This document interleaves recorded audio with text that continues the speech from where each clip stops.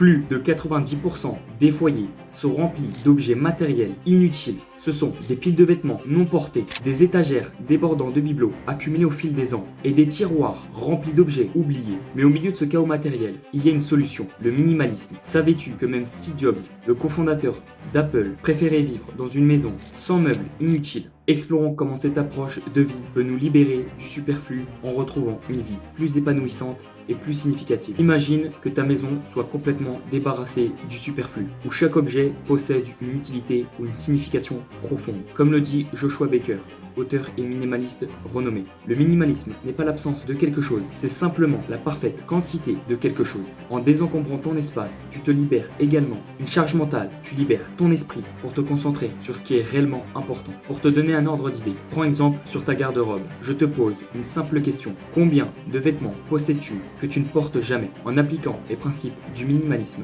tu peux sélectionner des pièces polyvalentes et de qualité en supprimant les 80% et en gardant simplement les 20%.